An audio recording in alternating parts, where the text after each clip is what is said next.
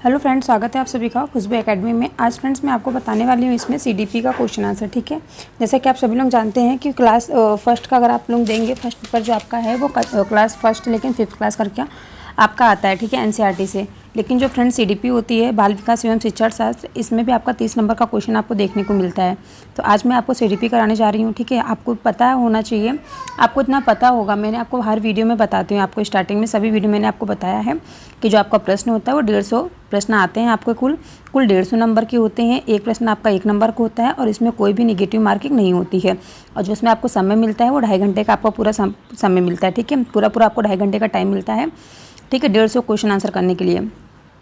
और आपका जो पेपर होता है ये 5 पार्ट में बटा हुआ होता है। फर्स्ट पार्ट में आपका सीडीपी आता है, सेकंड पार्ट में आपका ईवीएस हिंदी, और सेकंड पार्ट आपका ईवीएस हो गया, थर्ड पार्ट आपका हिंदी होता है, फोर्थ पार्ट में आपका मैथ हो गया, एंड लास्ट आपका आता है आपके लैंग्वेज रहते हैं। लैंग्वेज आपने जो भी अपने लैंग्वेज चूज़ किया होगा, हिंदी, इंग्लिश, हिंदी, संस्कृत। ठीक है, तो जो लैंग्वेज आप लोग चूज़ करेंगे वो लैंग्वेज आपको मिलेगा। ओके, तो चलिए अब हम बात करते हैं क्वेश्चन की। ठीक है, हम क्वेश्चन स्टार्ट करते हैं। फर्स्ट क्वेश्चन यहाँ पे दिया गया है, सामाजिक और शारीरिक आधार पर महिला और पुरुष में भिन्नता है। इस कथन का मुख्य लक्ष्य है कि महिला और पुरुष के भेद को डैश व्यवहार के द्वारा समुचित रूप से समझा जा सके। ठीक है, तो देखिए मैंने आपको जो पिछले बार में जो आपको प्रैक्टिस सेट थर्ड कराया था उसमें भी मैंने आपको बहुत अच्छा समझाया था। ठीक है, उसमें भी आपको इसी से रिलेटेड क्वेश्चन आंसर देखने को मिला था, सोशल और इमोशनल डेवलपमेंट से। ठीक है, आज मैं आपको बता रही हूँ यहाँ पे किसके बारे में, सामाजिक, सोशल और फिजिकल के बारे में। ठीक है, तो आप लोगों को फ्रेंड्स जितना भी मैं बताती हूँ, पिछली क्लास जिसने ना देखी आप लोग ध्यान से देख लिया करिएगा। ठीक है, और चलिए आज हम बताते हैं आपका इसका आंसर क्या होगा। इसमें देखिए फोर्थ आपको दिया गया है, 4 ऑप्शन दिया गया है। फर्स्ट ऑप्शन है समायोजित, सेकंड है लिंग, थर्ड ऑप्शन आपका मनोवैज्ञानिक, फोर्थ ऑप्शन है तुलनात्मक।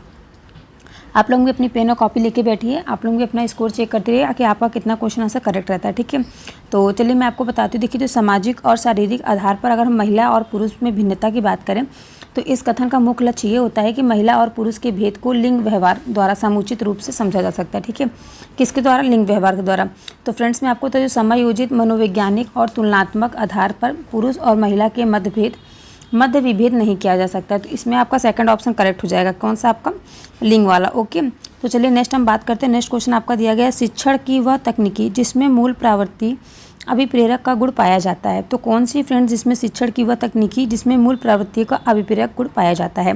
फर्स्ट ऑप्शन दिया गया है कथन तकनीकी, सेकंड दिया गया है खेल पद्धति, थर्ड ऑप्शन दिया गया आपका शिक्षार्थी के साथ अन्योन क्रिया, एंड फोर्थ दिया गया व्याख्यान विधि। तो देखिए यहाँ पे बात हो रही है शिक्षार्थियों के साथ अन्योन क्रिया में। ठीक है, क्या किसकी बात करें? अन्योन क्रिया में जो मूल प्रवृत्ति अभिप्रेरक का गुण पाया जाता है वह शिक्षार्थियों के साथ अन्योन क्रिया शिक्षक और विद्यार्थी के मध्य संवाद, स्थिति एवं वार्ता का माहौल तैयार करती है, जिससे क्या होता है? अधिगम प्रवृत्ति में वृद्धि होती है। ठीक है, तो इसमें भी फ्रेंड्स आपका सेकंड आंसर करेक्ट हो जाएगा। फर्स्ट में भी सेकंड और सेकंड में भी सेकंड आंसर। नेक्स्ट हम बात करेंगे, क्वेश्चन नंबर थर्ड है, राष्ट्रीय शिक्षा नीति 2020 के अनुसार मूल्यांकन का उद्देश्य क्या है?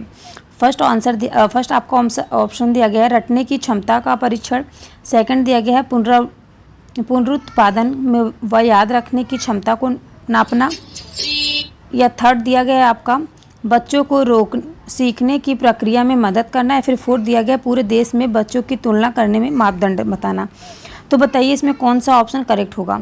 तो देखिए मैं आपको बता दूं, जो राष्ट्रीय शिक्षा नीति मैंने आपको 2020 बताया था, उसमें मैंने आपको इसके बारे में सब कुछ बताया था। ठीक है, तो आप लोगों ने अगर वो क्लास देखी हो तो आई होप आप लोगों को इसका आंसर समझ में आ गया होगा। भी जिसने नहीं देखा मैं उनको बता देती हूँ कि जो राष्ट्रीय शिक्षा नीति 2020 है उसके अनुसार मूल्यांकन का जो उद्देश्य होता है वो बच्चों को सिखाने की प्रक्रिया में मदद करता है।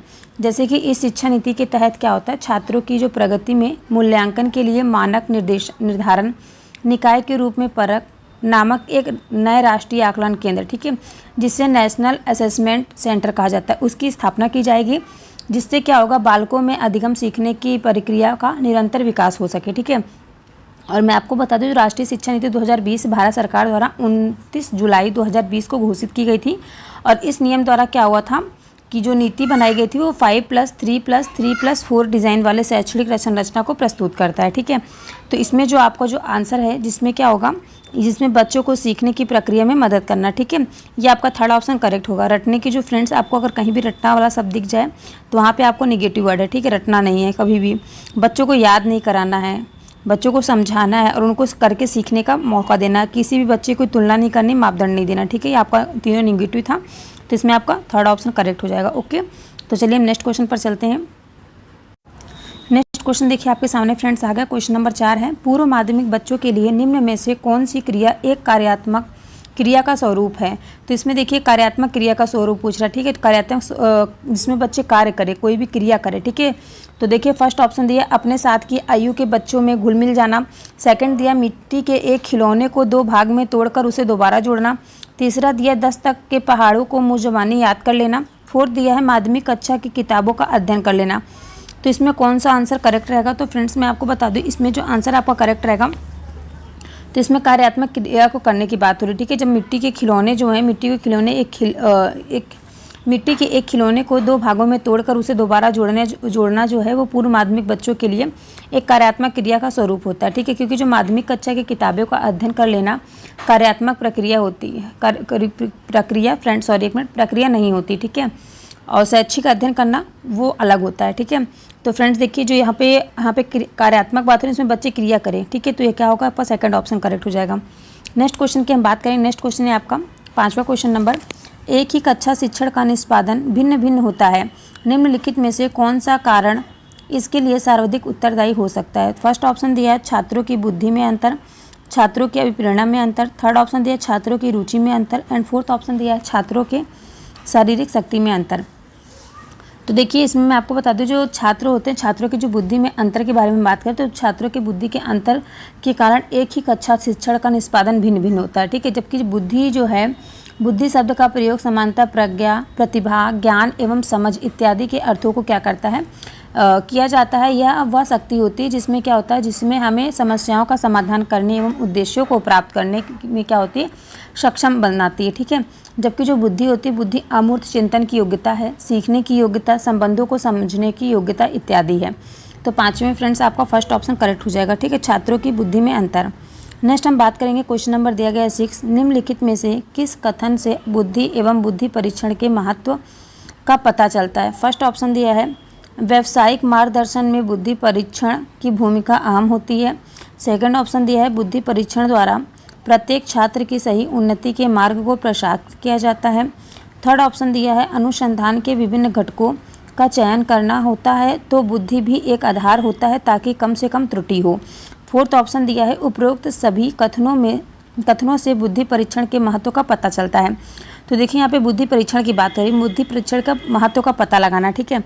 तो इसमें किस बात से आपको बुद्धि परीक्षण का पता लगा सकते हो। देखिए मैं आपको बताऊं, जो बुद्धि होती है, बुद्धि एक बुद्धि परीक्षण के लिए व्यावसायिक मार्गदर्शन, प्रत्येक छात्र की सही उन्नति के मार्ग को प्रशस्त करती है और अनुसंधान के विभिन्न घटकों का चयन करने आदि का महत्वपूर्ण तत्व होता है, ठीक है। तो 6 क्वेश्चन में आपका फोर्थ आंसर करेक्ट हो जाएगा।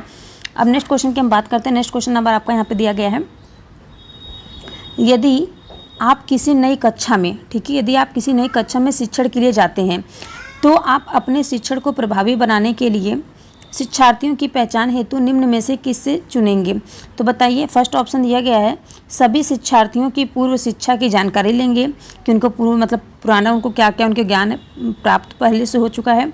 सेकंड दिया गया सभी शिक्षार्थियों के मानसिक स्वास्थ्य की जांच करेंगे, या फिर थर्ड दिया गया सभी शिक्षार्थियों की बाह्य भिन्नताओं का पता लगाएंगे, या फिर फोर्थ ऑप्शन दिया है सभी शिक्षार्थियों की आर्थिक परिस्थिति की जाँच करेंगे। तो देखिए फ्रेंड्स यहाँ पे बात हो रही, जब कोई भी नया टीचर, यदि कोई भी जो शिक्षक है नई कक्षा में अगर प्रवेश लेता है, शिक्षण के लिए जाते हैं, तो क्या होगा, कोई भी जो शिक्षक है अपने शिक्षण को प्रभावी बनाने के लिए शिक्षार्थियों की पहचान हेतु सभी शिक्षार्थियों की पूर्व शिक्षा की जानकारी लेंगे, ठीक है, कि उनको पीछे का कितना ज्ञान है, तो उसी हिसाब से क्या करेंगे, अपनी उनकी आगे पढ़ाई स्टार्ट कराएंगे, ठीक है, ताकि क्या हो, शिक्षक किसी भी विषय को पढ़ाने से पूर्व शिक्षार्थियों की जानकारी से अवगत हो सके, ठीक है। तो इसमें फ्रेंड्स आपका जो आंसर करेक्ट हो जाएगा, कौन सा आंसर इसमें आपका करेक्ट होगा, फर्स्ट ऑप्शन इसका करेक्ट होगा। ओके, तो आई होप फ्रेंड्स आप सभी को क्लास कैसे लगी कमेंट करके ज़रूर बताया करिए, और वीडियो को सभी लोग लाइक शेयर कर दिया करिए, ठीक है। काफ़ी मेहनत लगती है, ये वीडियो मैं आप लोगों के लिए बना रही हूँ, कितना टाइम मुझे बोलना पड़ता है, और आप लोगों का ताकि एग्ज़ाम अच्छे से क्लियर हो सके, ठीक है। तो प्लीज़ आप लोगों से हमेशा बस यही रहता है कि आप लोग वीडियो को लाइक शेयर करें, ताकि मेरा भी थोड़ा सा मोटिवेशन मिलता है कि हाँ मेरे मतलब इतना अच्छा व्यूज़ आ रहा है मेरे पास जो स्टूडेंट्स हैं, ठीक है। तो चलिए हम आगे क्वेश्चन पे चलते हैं। 7 क्वेश्चन आपका कंप्लीट हो गया। क्वेश्चन नंबर 8 देखते हैं क्या है। क्वेश्चन नंबर 8 में देखिए चाइल्ड सेंटर की बात हो रही है। बाल केंद्रित शिक्षा को व्यवहार में लाने वाले शिक्षक के लिए निम्नलिखित में से किसकी जानकारी रखना अधिक आवश्यक है। तो फर्स्ट ऑप्शन दिया है शिक्षक के लिए बालक के व्यवहार के मूल आधारों के बारे में जाने, और क्या हो अधिक आवश्यक है या है कि वह उसके परिवार के बारे में जाने। तो सेकंड ऑप्शन क्या कह रहा है, सेकंड ऑप्शन कह रहा है शिक्षक केवल, यहाँ पे देखिए केवल आया ना, केवल बालक की रुचियों को जाने। या फिर थर्ड ऑप्शन दे रहा है शिक्षक को बालक के बारे में भले ही कुछ जानकारी ना हो किंतु उसकी परिवार की आर्थिक स्थिति के बारे में उसे अवश्य पता होना चाहिए। फोर्थ ऑप्शन कह रहा है कि बालक के संबंध में शिक्षक को उसके व्यवहार के मूल आधारों, आवश्यकताओं, मानसिक स्तर, रुचियों, योग्यताओं, व्यक्तित्व इत्यादि का विस्तृत ज्ञान होना चाहिए। तो 8वें क्वेश्चन में आपका जो फ्रेंड्स फोर्थ ऑप्शन है ये करेक्ट हो जाएगा, ठीक है, क्योंकि जो बाल केंद्रित शिक्षा होती है उसको व्यवहार में लाने के लिए शिक्षक के लिए बालक के संबंध में शिक्षक को उसके व्यवहार के मूल आधारों, आवश्यकताओं, मानसिक स्तर, रुचियों, योग्यताओं और व्यक्तित्व इत्यादि का भी विस्तृत ज्ञान होना आवश्यक होता है, ठीक है। तो इसमें आपका fourth answer is the correct answer.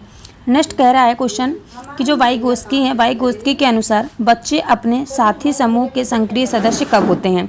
First option है पूर्व बाल्यावस्था, सेकंड ऑप्शन है बाल्यावस्था, थर्ड किशोरावस्था एंड फोर्थ ऑप्शन है आपका प्रौढ़ावस्था।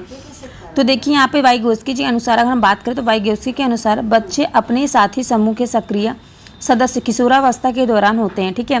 किसके दौरान होते हैं, किशोरावस्था के दौरान। थर्ड ऑप्शन आपका करेक्ट होगा, क्योंकि वाइगोत्स्की के अनुसार संवेगों की तीव्र अभिव्यक्ति की अवस्था भी है, और इस अवस्था में क्या होता है विशिष्ट रुचियों और सामाजिक संपर्क का क्षेत्र भी अत्यधिक विस्तृत हो जाता है, ठीक है। तो इसमें आपका जो आंसर है third option is the correct हो जाएगा। नेक्स्ट क्वेश्चन की हम बात करें, नेक्स्ट क्वेश्चन आपका 10वां दिया गया है। पियाजे ने किसी बच्चे के विचारों में नए विचारों को समावेश हो जाने की क्या कहा जाता है। फर्स्ट ऑप्शन है व्यवस्थापन, सेकंड ऑप्शन है खोज, थर्ड ऑप्शन है सात्मीकरण एंड फोर्थ ऑप्शन है निर्माण। तो देखिए मैं आपको बता दूं जो पियाजे जी हैं, पियाजे ने किसी भी बच्चों के जो विचार होते हैं विचारों को नए विचारों में समावेश हो जाने की, सात्मीकरण एवं संतुलन स्थापित करने को कहा है, ठीक है। तो इसमें आपका थर्ड ऑप्शन करेक्ट हो जाएगा, ओके। तो चलिए हम नेक्स्ट क्वेश्चन पर चलते हैं। यहाँ तक की क्लास आपको कैसे लगी कमेंट करके बताइए, और सभी लोग वीडियो को लाइक शेयर करते रहिए। तो चलिए हम आगे बढ़ते हैं नेक्स्ट क्वेश्चन पे। नेक्स्ट क्वेश्चन आपके सामने आ गया है। तो चलिए फ्रेंड्स नेक्स्ट क्वेश्चन है 11वां क्वेश्चन, इस पे हम बात करते हैं ये क्वेश्चन क्या कह रहा है। तो देखिए क्वेश्चन दिया गया है कि एक बालक पहले क्या करता है, पहले पूरे हाथों को, फिर अंगुलियों को, और फिर क्या करेगा और अंगुलियों को एक साथ चलाना सीखता है। बालक के संबंध में यह सिद्धांत क्या कहलाता है। फर्स्ट ऑप्शन दिया है परस्पर संबंध का सिद्धांत, सेकंड ऑप्शन दिया है सामाजिक अधिगम सिद्धांत, थर्ड ऑप्शन दिया है एकीकरण का सिद्धांत एंड फोर्थ ऑप्शन दिया इनमें से कोई नहीं। तो कौन सा ऑप्शन आपका इसमें करेक्ट होगा, ठीक है। तो देखिए मैं आपको बता दूं इसमें क्या जो बता रहा है क्वेश्चन क्या कह रहा है। क्वेश्चन कह रहा है जो एकीकरण का सिद्धांत होता है ना, जिसके अनुसार क्या होते हैं बालक पहले संपूर्ण अंग को और उसके बाद क्या होगा उसके विशिष्ट भागों को चलाना व प्रयोग करना सीखता है, और बाद में क्या होता है उन भागों का एकीकरण करके सीखता है। तो इसमें आपका third option is the correct answer हो जाएगा, ओके। नेक्स्ट क्वेश्चन की हम बात करें। नेक्स्ट क्वेश्चन कह रहा है शिक्षा का रुचि का सिद्धांत बताता है कि, शिक्षा में जो है एजुकेशन का रुचि का सिद्धांत बताता है कि, फर्स्ट ऑप्शन दिया गया है शिक्षार्थियों की जिस कार्य में रुचि नहीं होती है उसे वे मन लगाकर नहीं करते हैं। सेकंड कह रहा है कि रुचि से शिक्षार्थियों का जीवन संवरता है। थर्ड ऑप्शन कह रहा है शिक्षक को शिक्षार्थियों में सीखने की रुचि पैदा करनी चाहिए। फोर्थ ऑप्शन कह रहा है शिक्षक को अपने विद्यार्थियों को पढ़ाने में रुचि लेनी चाहिए। तो देखिए फ्रेंड्स इसमें जो 12वां क्वेश्चन है इसमें बात हो रही रुचि की, ठीक है। इसमें किसकी बात हो रही रुचि की। तो रुचि का जो सिद्धांत बताता है कि बालक के लिए शिक्षण उस समय तक कारागार नहीं होगा जब तक उसमें सीखने के लिए रुचि जागृत ना हो जाए, ठीक है। अगर हम बात करें कि पहले जो बालक को दंड या अनुशासन द्वारा नियंत्रित करके ज्ञानार्जन के लिए प्रेरित किया जाता है, अगर बाद में इस बात पर बल दिया जाने लगे कि जो बालक है बालक के शिक्षण में उसकी रुचि का जागृत करना आवश्यक है। यदि हम अपने व्यवहार के बारे में सोचें तो हम पाएंगे कि किसी वस्तु पर हमारा जो ध्यान होता है तभी केंद्रित हो पाता है जब हमारी उसमें रुचि होती है, ठीक है। तो सबसे ज़्यादा रुचि क्या होती है, किसी भी चीज़ में जिसमें इंटरेस्ट होगा उसी को काम क्या करेगा, कोई भी बच्चा हो या फिर कोई बड़ा हो उसको कर सकेगा अच्छे से, ठीक है, मन लगाकर। तो इसमें आपको फर्स्ट ऑप्शन करेक्ट हो जाएगा। नेक्स्ट हम बात करें क्वेश्चन नंबर 13 क्या कह रहा है। क्वेश्चन नंबर 13 कह रहा है बच्चों के सीखने का आकलन करने के लिए एक शिक्षिका को किन तरीकों का इस्तेमाल करना चाहिए। फर्स्ट ऑप्शन दिया है आपका कक्षा में की गई अंतःक्रिया, सेकंड दिया है परियोजना, थर्ड ऑप्शन दिया है पोर्टफोलियो एंड फोर्थ ऑप्शन दिया आत्म आकलन। तो इसमें देखिए फ्रेंड्स नीचे कुछ कूट वर्ड दे रखे हैं, इसमें आपका कौन सा आंसर करेक्ट रहेगा, ठीक है। तो देखिए मैं आपको बताऊं, जो 13वां क्वेश्चन आपका दिया गया है, बच्चों के सीखने का आकलन करने हेतु एक शिक्षिका को कक्षा में जो की गई अंतःक्रिया, शिक्षक संबंधी परियोजना, पोर्टफोलियो और आत्म आकलन आदि तरीकों का प्रयोग करना चाहिए। क्योंकि क्या होता है, इससे साथ ही क्या करना चाहिए, एक जो शिक्षिका का उपरोक्त बातों पर ध्यान देना और अतिरिक्त अधिगम व गुणवत्ता पर भी विशेष ध्यान देना चाहिए। तो इसमें फ्रेंड्स आपका चारों ऑप्शन करेक्ट हो जाएगा। तो चारों ऑप्शन किस में दिया गया आपका देख लीजिए, थर्ड में दिया गया, ठीक है। आपका तीसरा option is the correct answer हो जाएगा। तो हम लोग नेक्स्ट क्वेश्चन पर चलते हैं। आप लोग कमेंट करके बताइएगा आपको क्वेश्चन आंसर कैसे लग रहे हैं, ठीक है। नेक्स्ट क्वेश्चन है, आनव 3 अंकों की संख्याओं का जोड़ करने में अकेले संघर्ष करता है, किंतु शिक्षिका की मदद से वह ऐसा करने में सक्षम है। लेव वाइगोस्की के सिद्धांत के अनुसार यह क्या दर्शाता है। फर्स्ट ऑप्शन दिया गया है समीपस्थ विकास का क्षेत्र, सेकंड दिया गया है पुनर्बलन, थर्ड दिया गया परिपक्वता एंड फोर्थ दिया गया प्रतिकवाद। तो देखिए फ्रेंड्स, मैं आपको बता दूं, जो लेव वाइगोस्की हैं, जीन पियाजे जी हैं, ठीक है, इनका जो क्वेश्चन है आपको हर एग्जाम में देखने को मिलेगा, ठीक है। कोई सा भी एग्जाम आप देने जा रहे हैं, सीटेट का कोई सा भी पेपर है आपका, चाहे आप सीडीपी का पेपर उठा लें, चाहे फर्स्ट पेपर चाहे सेकंड पेपर, या आप मैथ का है, किसी भी पेपर में आपको हमेशा ये देखने को मिलेंगे, ठीक है। तो यहाँ पे बात हो रही है लेव वाइगोस्की की। तो जो लेव वाइगोस्की फ्रेंड्स 14 क्वेश्चन का आपका, इन्होंने क्या कहा है, इन्होंने कहा है जो आनव है वो 3 अंकों की संख्याओं का जोड़ करने में अकेले संघर्ष करता है, किंतु शिक्षिका की मदद से वह क्या करता है, ऐसा करने में सक्षम है। लेकिन जो लेव वाइगोस्की के अनुसार, क्या सिद्धांत के अनुसार वो क्या कहते हैं, यह सिद्धांत समीपस्थ विकास क्षेत्र दर्शाता है, ठीक है। तो इसमें आपका आंसर जो है फर्स्ट आंसर करेक्ट हो जाएगा। और फ्रेंड्स आप लोग कमेंट करके बताइए क्लास आज की आप लोगों को कैसी लगी, और अगर आप लोगों को कहीं से कुछ भी त्रुटि हो, ना समझ में आया हो, तो कमेंट करके ज़रूर हमसे आप पूछ लिया करिए, ठीक है। और मैंने बहुत से आपको प्रैक्टिस सेट कराया है, आप सभी प्रैक्टिस सेट जाके देखिए, ज़्यादा से ज़्यादा प्रैक्टिस सेट आप लोग लगाने की कोशिश कीजिए, ठीक है। मैंने आपको सॉल्व कराया है, ठीक है, सभी। तो आप लोग अपना भी एक बार प्रैक्टिस कर लीजिए। मैंने CDP का कराया है और EVS का कराया है, ठीक है। मैं हमेशा आप लोगों से यही बात बताना चाहती हूँ कि कोई भी जो होता है, कोई भी टीचर है, वो सभी सब्जेक्ट नहीं पढ़ा सकते, ठीक है। मेरा CDP और EVS अच्छा है, तो इसी वजह से मैं CDP और EVS आपको बताती हूँ। आप CDP और EVS मेरे पास, मतलब मेरे चैनल से आप लोग पढ़ लिया करिए। और जो मैथ की क्लास है आपकी, तो मैथ की क्लास फ्रेंड्स मैं आपको बता दूं, विजय सर हैं सचिन एकेडमी पे, वो इस टाइम मैराथन क्लास करा रहे हैं। उनकी क्लास आप लोग देखिए, बहुत ही अच्छा वो समझाते हैं, बहुत ही अच्छा पढ़ाते हैं। आप उनकी क्लास देखेंगे तो आप बहुत अच्छे नंबर से आप स्कोर कर सकेंगे, ठीक है। तो चलिए हम नेक्स्ट क्लास में आपसे मिलते हैं।